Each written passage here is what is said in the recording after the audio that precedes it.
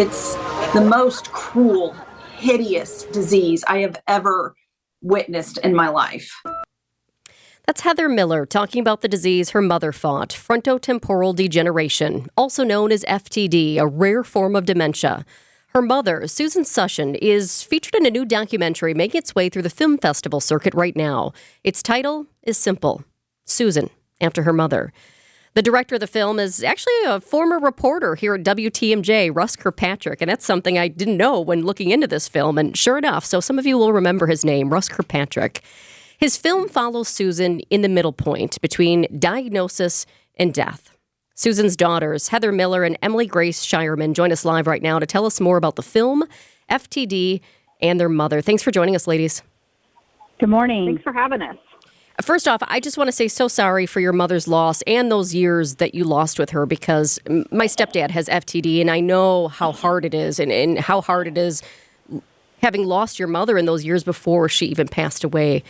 Heather, how do you explain FTD to people? Because people often hear dementia and think Alzheimer's, but it's different. Yeah, so FTD and Alzheimer's are not the same thing. There's sort of the umbrella called dementia, and underneath that umbrella are lots of different forms of dementia. Alzheimer's, FTD, vascular, Lewy bodies, and there's a lot of different kinds of dementia.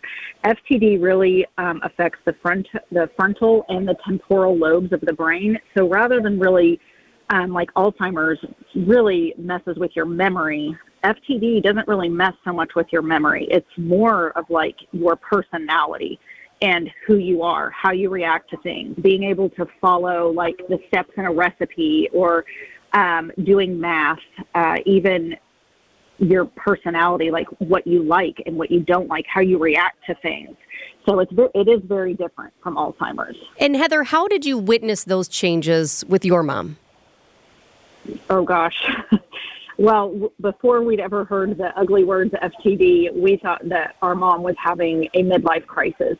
She was, late 40s, early 50s, and she just started acting completely out of character. She up and left the love of her life, a relationship she had been in for well over 11 years. She didn't want to spend time with her children, with her grandchildren. I mean, this was just like a stark contrast to the person that my mom was, but we attribute it to, she's got to be going through some sort of midlife crisis or something. So that's what we first noticed different with her. So Emily, I'm reading that your mother was early on diagnosed with an early onset Alzheimer's, but that was a misdiagnosis. What was it, in your opinion, that led doctors to believe she was going down the path of full-fledged Alzheimer's?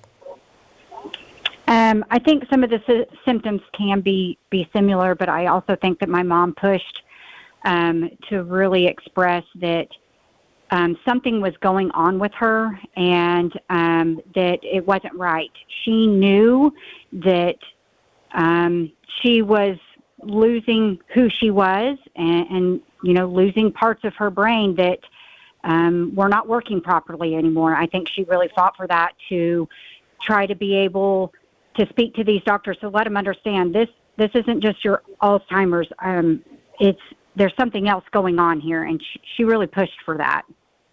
Emily, everyone deals with this differently. It's so hard for the person diagnosed, but it's incredibly hard on the family too.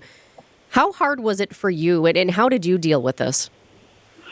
For me, the memories that I had with my mom, I really wanted to hang on to that. I did not want the disease to take that away from me. So I was a little more distant, especially as she began to progress. I stayed a little more distant. My sister really stepped in and was great with taking care of Mom, but it was harder for me to watch her go through that, to have such a strong, vibrant, fierce person, and to watch that kind of get stolen from her and robbed from me. I just wanted to hold on what I did have before she was diagnosed and before the signs and symptoms. So Emily described a sense of awareness that your mother had. Heather, how difficult was that seeing your mother, just sort of deteriorate or change right in front of your very eyes. She knew she had something but couldn't do anything about it. What sort of feeling of helplessness did that leave you? It was truly the most difficult thing that I have had to do yet in this life, to watch my very best friend, my mom, the person who raised me, who instilled right from wrong, who was my biggest cheerleader, my very best friend, the grandmother to my children, turn into somebody that slowly but surely we were switching roles, and to have to watch her struggle. And she was very articulate, and you can see that in the film. She had this uncanny ability to be able to articulate how she felt and what was happening to her. So on one hand, it was very helpful, but on another hand, I think it just elevated the feeling of helplessness. I really thought that, it would be better if she just wasn't aware that she was becoming unaware, that she was changing. At least only we would have to suffer the heartbreak and deal with that. But it was both of us going through it at the same time, and not being able to stop it or to fix it was extremely heartbreaking and frustrating. That's something that I find fascinating when going through and looking at this film, because in my stepdad's case, he can no longer speak. And we always wonder, does he even understand what's happening to him right now? So in your mother's case, she could speak for a while, though her capabilities changed. What did she tell you about why she wanted to do this film? My mom wanted to do this film because she became a staunch advocate for those living with dementia. And, there's all these conferences and help for people as caregivers, care partners, and there was, stuff for researchers. But she's like, what about us, the people who are actually living through this? Why is nobody asking our opinion on and getting our insight on what we need? Because you guys are planning, to try to find a cure, which is great. And you're trying to help our care partners, have tools to be able to help us better. But you're all acting like it's just a death sentence. There is life to be had. And who's going to help us live a quality life? So she really just dove headfirst into advocating. And she knew how lonely we all felt when she was diagnosed. We had no information. It was just the most lonely, desperate feeling, and we did not want anybody else to have to feel that way. And her hope for this film was that we would be able to reach the masses so that nobody else diagnosed has to feel alone, and so that more people can be aware of what FTD is, what age ranges it affects, and other people maybe don't have to lose precious years with their loved ones in arguments and struggles, thinking they're in a midlife crisis when they could just jump to, maybe she's got dementia. So the goal is for this film to help others. A big thank you to your mother for that. Emily, I know when my stepdad was diagnosed, I had never heard of FTD before. And being in the media, I feel like even if I don't know everything about something, I feel like at least I've heard of it. I remember going to Google and just searching and searching and searching for information.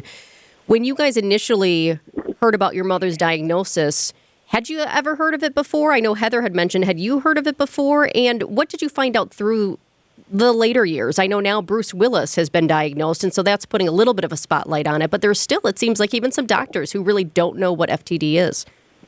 That's right. I personally had never heard of that before. I wanted to put it, in the same category as like Alzheimer's, but it's not. Because of my mom's advocacy and hopefully because of this film, it is going to educate more. Watching my mom be such a strong advocate and trying to help others, that's where I learned the most. And I was able to educate myself a little bit more on what FTD was. So again, with this film, hopefully it will give others the same, because there's just not enough on it at all for anybody to really put their finger on exactly what this is. Well, and there's not much behind it, right? You can read, you can talk to doctors, you can read any sort of periodical, but this is different. This is a real life setting. This is a real life situation. Heather, how can people find out more information or view this film? Where is it right now in the film circuit? So right now it is not available for the public to see yet. We are going through film festivals, and the producers are working on the best avenue still. So right now it is not available, but there is a website. You can sign up for the newsletter. We have a Facebook page. So there's a lot of ways that you can connect and stay up to date on what's coming next with the film. We're really excited. It will be released this year. We just aren't positive where or how yet. That's still being worked out.